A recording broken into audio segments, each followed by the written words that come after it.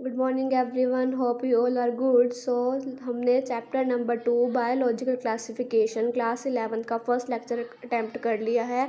अब हम second lecture start करेंगे, जिसमें हमने यहाँ से स्टार्ट करना है कि किंगडम प्रोटिस्टा में क्या क्या इंक्लूड था। हमने लास्ट लाइन बोली थी फर्स्ट लेक्चर की, यूनिसेलुलर यूकेरियोट्स जो है करैक्टर है किंगडम प्रोटिस्टा का, इसको हम यूकेरियोट्स में तो डालते हैं, बट ये यूनिसेलुलर है, इसको सेमी यूकेरियोट्स भी कह सकते हैं। चलो नेक्स्ट पढ़ते हैं। Kingdom protista has brought together Chlamydomonas, जिसको यूनिसेलुलर एल्गी कहते हैं, और कोलेरा। इसके अंदर एल्गी के अंदर प्लेस किए गए थे प्लांट्स के साथ, क्योंकि इनके पास थी cell wall with paramecium and amoeba. तो अगर आपके नीट में एग्जाम में है कि क्लाइमेडोमोनास और कोलेरा किस में प्लेस थे, तो किंगडम प्रोटिस्टा ही लिखना है आपको। बेशक उसको बाद में प्लांट्स में डाल दिया गया था, बट फिलहाल के लिए आपको यहाँ पे जो लिखा है आपने वही टिक करना है। इससे आगे कुछ ज़्यादा इंपॉर्टेंट नहीं है, बस यही है। यहाँ तक लास्ट इंट्रोडक्शन में यही ऐड होना था जो मैंने नहीं किया था, कि kingdom monera, protista and fungi of the Whittaker system of classification, ये उसके पार्ट थे। उन्होंने आर.एच. विटेकर जी ने किंगडम फंगी ऐड किया था, बिकॉज थर्ड किंगडम में तो ऑलरेडी अर्नेस्ट हैकल जी ने जो दिया था थर्ड किंगडम, उन्होंने प्रोटिस्टा ऐड कर दिया था। फोर्थ किंगडम कॉपलैंड जी ने दिया था, सिक्स किंगडम दिया था कार्ल बूज ने। फोर्थ किंगडम में इन्होंने प्लांट्स, एनिमल, प्रोटिस्टा के साथ मोनेरा को ऐड किया था, तो बचा फंगी, जो 5 किंगडम क्लासिफिकेशन में आगे शो हो गया था। काफ़ी आगे इसको एक्सप्लेन कर रखा है, तो हम अपना स्टार्ट करेंगे किंगडम मोनेरा से। ये पूरे बैक्टीरिया, जितने भी बैक्टीरिया हैं, सबको किस में डाला गया, मोनेरा में। किंगडम मोनेरा में जो इम्पोर्टेंट बात है वो यही है कि इसके अंदर सारे के सारे बैक्टीरिया हैं। ये अबंडेंट माइक्रो ऑर्गेनिज्म इसके अंदर ही पाए जाते हैं। ये एक्सट्रीम हैबिटेट्स में रहते हैं, यानी कि इनकी अलग अलग सेल वॉल इनको डिपेंड करती है कि जगह जगह रह सकते हैं, गर्मी हो ठंड हो। जैसे हमारी ह्यूमन बॉडी को हर टेम्परेचर वेरी कर जाती है, हमारी बॉडी सह जाती है, वैसे ही होते हैं, जहाँ इनको सही लगता है वहाँ रह लेते हैं। जैसे कि hot spring, deserts, snow and deep ocean where very few other life form can survive. जहाँ पे बहुत कम लोग ही जी पाते हैं, वहाँ ये बैक्टीरिया जी जाते हैं। अजीब बात है। आगे इनको डिवाइड कर रखा है 4 डिफरेंट शेप्स पे। ये है गोल गोल spherical shape cocci, rod shape bacilli, spiral shape spirilla and vibrio shape, comma shape vibrio. जब ये कोकस दो आपस में जुड़ी हों लाइक दिस, इसको डिप्लोकोकस कहते हैं। बाकी ये सारी इकट्ठी हो जाए तो कोकस हो जाती हैं। ये सिंगल कोकस, और इतनी सारी इकट्ठी हों तो कोकाई। और ये रोड शेप बैकिलस है, अगर ये इकट्ठे 3-4 हो तो ये बैकिली हो जाती हैं। रोड शेप बैकिलस, जिसको प्लूरल में हम कहेंगे बैसिली, और कोमा शेप विब्रम, जिसको हम इतने सारे इकट्ठे हों तो विब्रियो कहेंगे। आगे इसकी क्लास दे रखी है। इसकी क्लासेस शुरू करने से पहले हम यहाँ ये पढ़ेंगे कि जो हमारा मोनेरा किंगडम है, ये हमारा मोस्टली हेटरोट्रॉफिक होता है। मेजॉरिटी जो है इसकी वो हेटरोट्रॉफिक होती है, that is they depend on the other organism और on dead organic matter for food. होते हैं ऑटोट्रॉफिक, बट ऑटोट्रॉफिक में भी ये फोटोसिंथेटिक ऑटोट्रॉफिक और चीमोसिंथेटिक, यानी कि फोटोसिंथेटिक यानी कि धूप से खाना लेते हैं, और चीमोसिंथेटिक यानी कि केमिकल से खाना लेते हैं अपना। जितने ये सिंपल दिखाई देते हैं उससे ज़्यादा कॉम्प्लेक्स इनका बिहेवियर होता है। आर्केबैक्टीरिया फर्स्ट, इसकी जो क्लास है आर्केबैक्टीरिया, ये हार्श हैबिटेट्स में रह लेते हैं, सॉल्टी एरियाज़ में, हॉट स्प्रिंग्स में, मार्शी एरियाज़ में, जिसको मेथनोजेंस कहते हैं। ये अदर बैक्टीरिया से डिफरेंट होते हैं due to their cell wall structure, क्योंकि ये रिस्पॉन्सिबल होते हैं सर्वाइवल के लिए एक्सट्रीम कंडीशंस में। मेथनोजेंस क्या होते हैं? Methanogens are present in the gut of several ruminant animal such as cow and buffalo. Cow और बफेलो के गले में जो है ये मेथनोजेंस प्रोड्यूस करने वाले एक तरह से ग्लैंड्स होते हैं, जो उनके डंग में जो है दिखाई देते हैं। जब मीथेन गैस निकलती है उसके डंग में होती है ये मीथेन गैस, वो उनके पेट से ही निकलती है जब वो खाना पचा लेते हैं अपना और वेस्ट एक्सक्रीट करते हैं, तब ये इसका यूजेस में भी ऐड हो सकता है। सेकंड है यूबैक्टीरिया। आर्केबैक्टीरिया को ओल्ड फॉर्म भी कहते हैं बैक्टीरियाज की, जबकि यूबैक्टीरिया जो है ट्रू बैक्टीरियाज और न्यू फॉर्म भी है। इसका जो they are characterised by the presence of rigid cell wall, इनके पास भी सेल वॉल होती है। इफ़ मोटाइल अ फ्लैजेलम, यानी कि मोटाइल होते हैं, मूव कर सकते हैं, फ्लैजेला होता है साइन ऑफ बैक्टीरिया जिसको ब्लू ग्रीन एल्गी कहते हैं, बट ये एल्गी नहीं होती है, आपको ये बात याद रखनी है। इसमें क्लोरोफिल ए होता है जो ग्रीन प्लांट से सिमिलर होता है, इसलिए ये फोटोसिंथेटिक ऑटोट्रॉपिक्स हैं बिकॉज क्लोरोफिल ए है और ग्रीन प्लांट्स हैं। ये जो है कॉलोनियल शेप में रहते हैं, फिलामेंटस शेप में रहते हैं, फ्रेश वाटर और समुद्र के पानी में भी रहते हैं ये। इनकी जो आपको ये ब्लू आउटर कवरिंग दिख रही होगी ए डॉट डॉट सी, ये इसकी ग्लैथिनस शीट है जो इसको प्रोटेक्ट करती है। They play a great role in the recycling nutrient like nitrogen, phosphorus and iron and sulphur, ये यूज़ में आ सकता है इसके। अब हम हेटेरोट्रॉपिक बैक्टीरिया की यूजेस पढ़ेंगे। ये मोस्ट अबेंडेंट होते हैं नेचर में। The majority are important decomposer. Decomposer वो होते हैं जो मिट्टी के साथ मिल के, जो बड़े बड़े शव्स होते हैं वो बड़ी मिट्टी के साथ मिल के मिट्टी ही बन जाते हैं, एक तरह से वो कंपोज हो जाते हैं अंदर मिट्टी के, that is decomposer. They have many significant impact on human affairs. They are helpful in making curd from milk, production of antibiotics, fixing nitrogen in legume, roots, etc. Some are pathogens causing damage to human being, crop, farm, animal and pets. ये हमारे लिए harmful भी होते हैं लेकिन कुछ helpful भी होते हैं। Bacteria reproduce mainly by fusion, ये जो है फ्यूजन से आगे मल्टीप्लाई होते हैं। आप देख सकते हैं ये है माइकोप्लाज्मा, यहाँ एक था, देखो यहाँ पे दो बन गया, ये डीएनए इसके सेल मेम्ब्रेन दे रखी, सेल वॉल दे रखी है, ये डिवाइड हो गया फ्यूजन से। मल्टीपल और बिनेरी फ्यूजन जो होते हैं, तो ये बिनेरी फ्यूजन हो रहा है जिसमें ये डीएनए का डिवाइड हुआ है। द माइकोप्लाज्मा, यहाँ से इंपॉर्टेंट है, व्हाट इज़ माइकोप्लाज्मा, इसके कैरेक्टर्स क्या हैं। The mycoplasma are organisms that completely lack cell wall. They are the smallest living cell known and can survive without oxygen. Many mycoplasma are pathogenic in animal and plants, यानी कि ये harmful होते हैं हमारे लिए। Kingdom Muner आपको clear हो गया हो, अगर कोई डाउट हो फिर भी आप कमेंट कर सकते हैं। अब हम स्टार्ट करेंगे किंगडम प्रोटिस्टा। इस लेक्चर में हम किंगडम प्रोटिस्टा पढ़ेंगे। नेक्स्ट वाले लेक्चर में हम kingdom fungi, kingdom plant, animals with virus, viroids, lichen, prions cover करेंगे। So let get started. All single celled eukaryotes, यानी कि वो यूक्रियोट्स हैं बट सिंगल सेल्ड हैं, are placed under protista but the boundary of this kingdom are not well defined. हमें पता नहीं है कि इसके अंदर न्यूक्लियस पूरी तरह से है, कहाँ तक है ये, कहाँ तक नहीं है।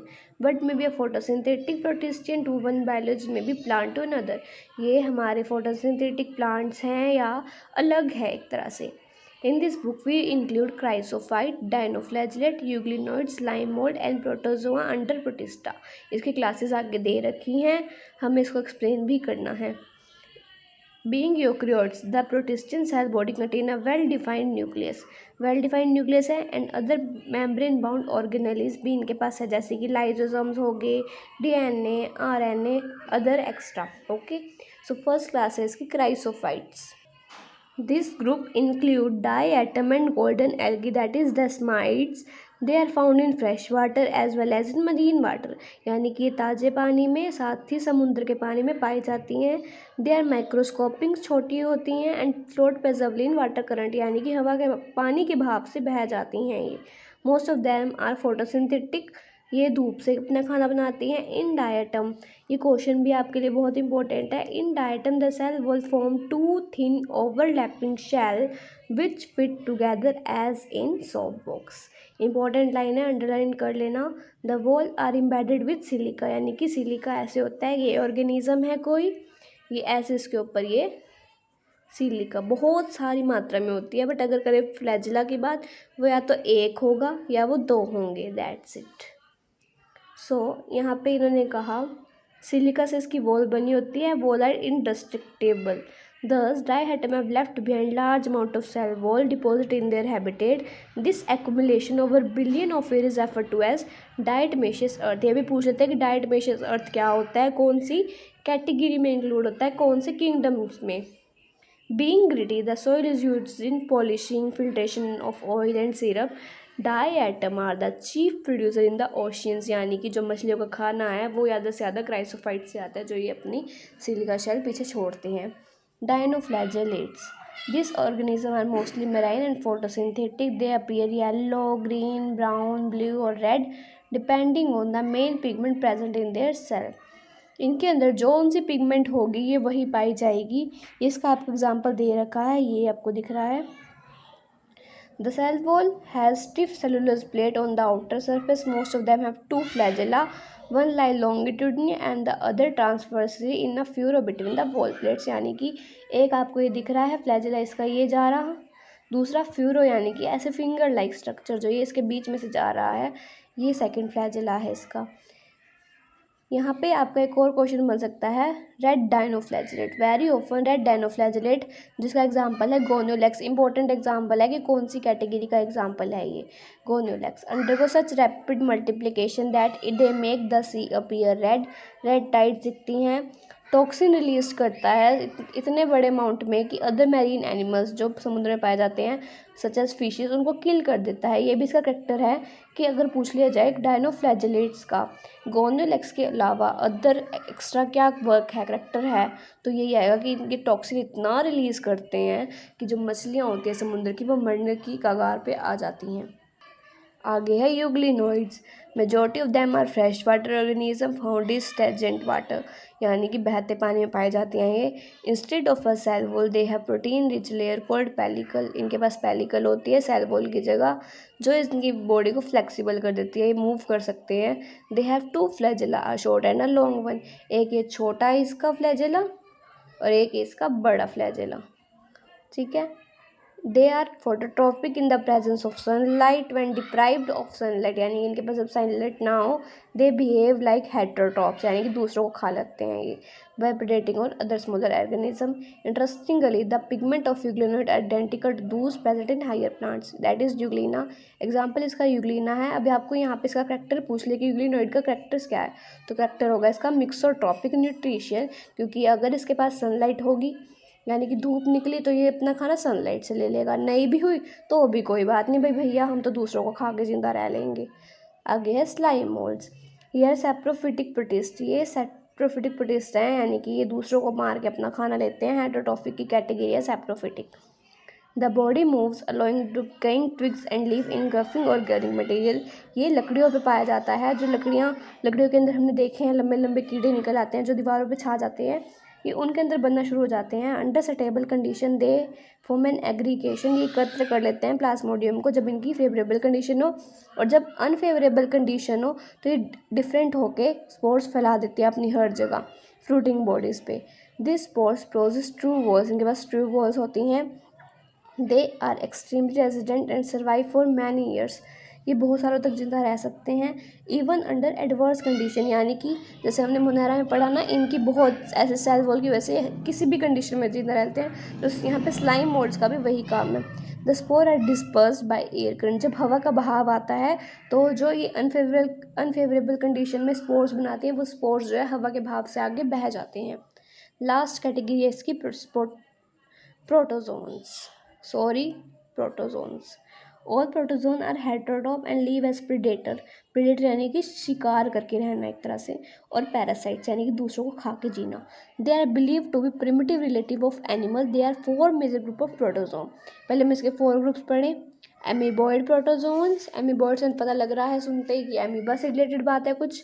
Flagellated protozoan, ciliated protozoan and sporozoans. अब हम इसको डिटेल में पढ़ते हैं। Amoeboid protozoan, those organism live in fresh water, sea water और मॉइस्ट सॉइल। फ्रेश वाटर में रहते हैं, सी वाटर और सॉइल में, मॉइस्ट सॉइल में। They move and capture their prey by putting out pseudopodia false feet as in amoeba, यानी कि ये एक ऑर्गेनिज्म है, इसके ऊपर आया यहाँ पे खाना, इसको ये धीरे धीरे इनगल्फ करना शुरू कर देगा, इसको अपने अंदर ले लेगा ये, जैसे कि अपने फॉल्स फीट यानी कि भाग अपने बाजू जैसे हम फैलाते हैं, फैला के किसी चीज़ को अंदर लेना, ये भी वही काम करते हैं। एग्जाम्पल है इसका Entamoeba histolytica, Flagellated protozoans. The member of this group are either free living or parasitic.